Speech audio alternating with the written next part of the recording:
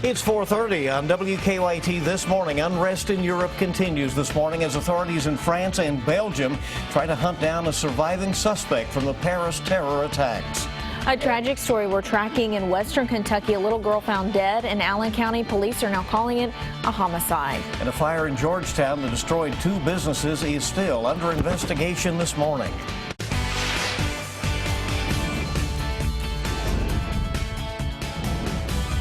This is WKYT This Morning. Good morning. Hope you had a nice weekend and you're ready to go this brand new week on a Monday. I'm Bill Bryant. And I'm Rebecca Smith. Let's check out what's happening in the weather department on this Monday. Looks pretty good outside this morning. We're staying with clear skies once again this morning. There is an isolated, very small chance at a passing shower later on this afternoon, but just don't expect anything this morning. Clear skies, and that leads to some pretty chilly temperatures in most locations. We're in the 40s there in the bluegrass, but outside of the bluegrass, we are in the 30s. Very chilly morning in store for many of us. Then we take you throughout the afternoon. It's mainly dry, 59 degrees. Tomorrow we'll have a couple of showers here and there, but really pick up on some showers and thunderstorms during midweek. I'll have all that coming up in the latest forecast. Just a few minutes. Okay, see you then. Thank you. What is a massive manhunt across Europe? Police in France right now say there were 8 attackers behind Friday night's terror attacks. One of them is still on the run. Across the U.S. this weekend, dozens of events and memorials honored the victims of those attacks, and security is tight in many cities. Wendy Gillette is in New York City with more. Those who knew the lone American killed in the Paris terror attacks remembered her Sunday. 23-year-old California State University Long Beach student Noemi Gonzalez was in France as part of the school's semester abroad program. She was a really huge role model for me in my life. Growing up with her. It was one of several vigils held across the nation to honor the victims.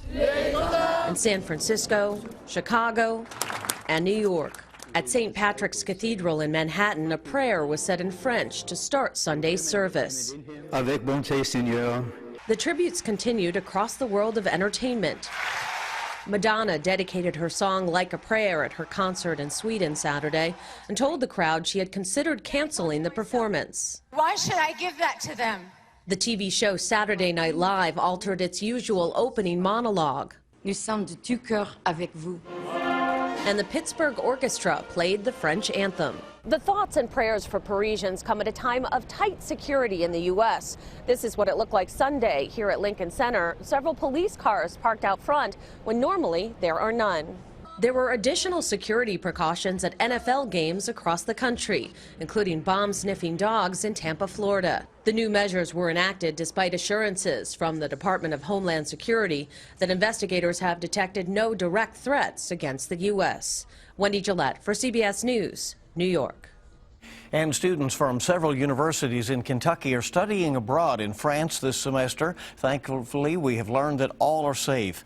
UK junior Anna Cervera is studying about 300 miles from Paris, but she was in the City of Light this weekend. WKYT's Hillary Thornton is talking to Cervera about her Friday night experience. Anna Cervera, a junior at the University of Kentucky, is studying this semester in Chambray, France, a little more than 300 miles from Paris. However, she made plans back in September to visit Paris this weekend, and on Friday found herself in the city that was under attack.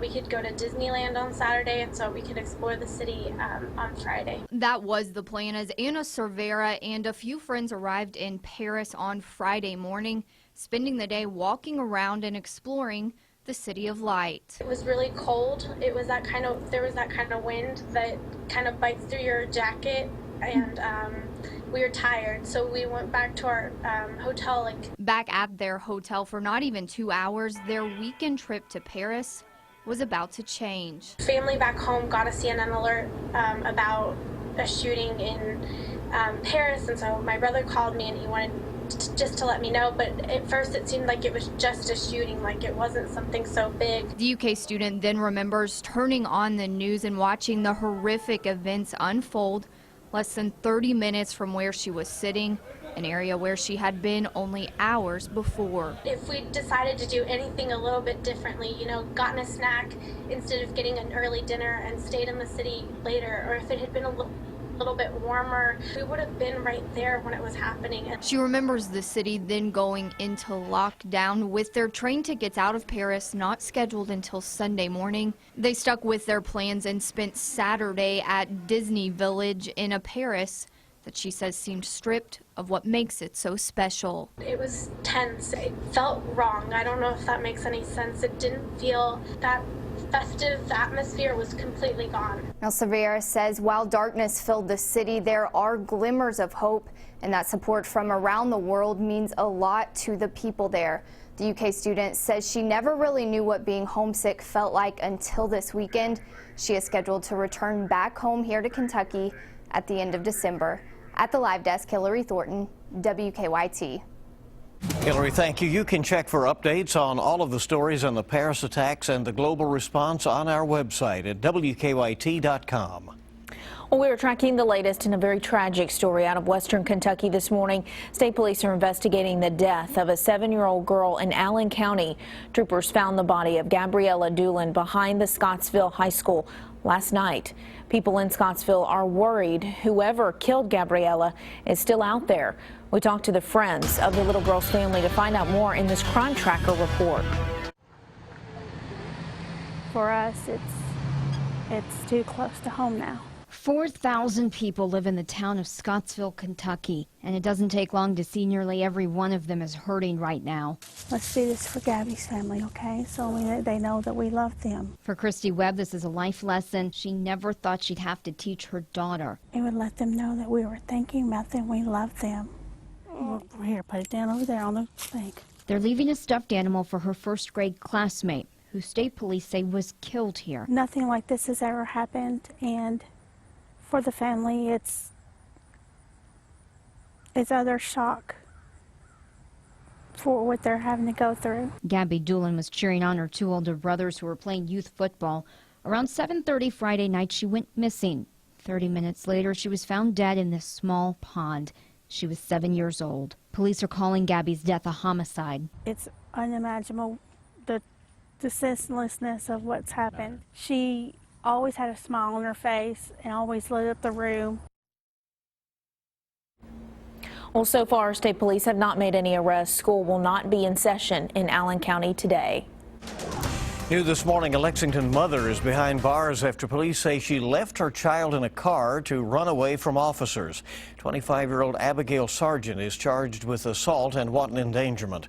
According to an arrest citation, police were responding to an assault complaint when they found Sargent inside her car. They say when they got there, Sargent got out of her car and ran off, leaving her 7-month-old behind. Police say the car was not in park and started rolling away with the baby inside. Well, in Warren County, Western Kentucky University says that a student died this weekend on campus. The Warren County coroner says 18-year-old freshman Shawnice Sullivan from Winchester died shortly before 3 Sunday afternoon at Pierce 4 Tower. They do not suspect foul play and are taking a toxicology report. Investigators in Scott County trying to figure out what sparked a fire that damaged 2 businesses. The fire started yesterday morning at a hair salon on Cincinnati Road in Georgetown. Firefighters say it then spread to the Sergeant Galley restaurant. Smoke heavily damaged the restaurant. The owners of the restaurant opened it about 1.5 years ago. They say they will not let the flames destroy their family business. It's important to us that we find some way to keep our employees working and keep making good food around here. So we'll figure something out. Thankfully, no one was hurt for now. The folks there are planning to run their restaurant out of a food truck. Well, it's not necessarily what you want to wake up to on a weekend. Lexington police say around 5 yesterday morning, someone crashed a stolen car into a home on Viley Road, and they just took off. Firefighters say the impact of the wreck caused a gas leak and some structural damage to a wall in the basement. The house is condemned until the wall can be repaired. It very likely would have created a structural collapse. Unfortunately, where the vehicle struck is right in the area of the main structural steel I-beam that actually supports the first and second floor of the home. So it could have been very, very bad. The homeowners were out of town at the time of the crash. Lexington police arrested a man for that accident.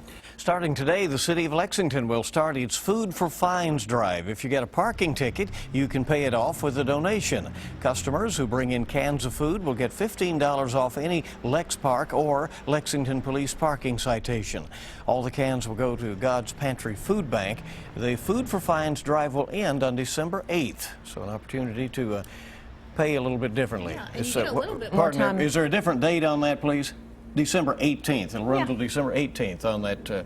Pay those fines off. Now go ahead. Sorry. It's even more time. That's what I was going to mention. Okay, but it's a great program. I mean, obviously they're, two birds, one stone kind of thing. You got it right, and helping out those in need. Time this morning is 4:40. It's 20 before 5 on WKYT this morning. Receiving a card always guarantees a smile. Coming up, Moms Every Day shows us how to get the kids to help spread some cheer through the mail. We're looking across the region with those chilly temperatures this morning, heading in toward the afternoon. It looks mainly dry, but the rain chances really increase the next few days. I'll show you all that coming up next.